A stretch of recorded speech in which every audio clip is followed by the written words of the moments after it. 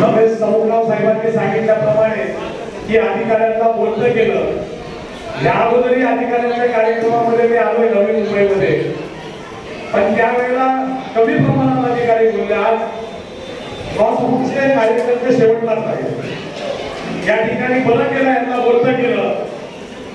साहित्य सम्राट डॉक्टर अण्णाभाऊ साठेंच्या 104व्या जयंतीनिमित्त आपण बोलत असताना, जयंती साजरी करत असताना या ठिकाणी प्रमुख मार्गदर्शन या मान्यवरांचं लाभलेलं आहे। त्यासाठी या शिवमुलांचं मनापासून असं स्वागत करावं। त्यांना जी स्टेज ट्रेनिंग आली ना, भल्या जमत नाही। हातात आलं ना थरथरी येते।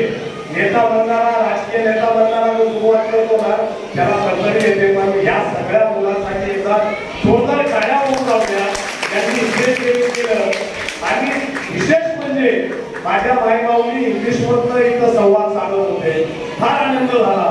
अशाच पद्धतीने पुढे जाऊन मुख्यमंत्री साहेबांनी सांगितल्याप्रमाणे आरटीची निर्मिती झाली आणि येणारं आमचं भविष्य तुमच्या घराघरातले मायबाऊंनो आरटीचा पूर्णपणे सदुपयोग आपल्या IAS IPS घडवण्यामध्ये तुम्ही पूर्णपणे सहकार्य कराल आणि आपल्या घरातलं किमान एक कर्मचारी, एक अधिकारी तर घडेल, परंतु दर वर्षाला 10 IAS 10 IPS घडवायचे अशा पद्धतीनं तुम्ही शिक्षण मुलाबाळांना द्या, अशी मी विनंती यावेळेस करतोय।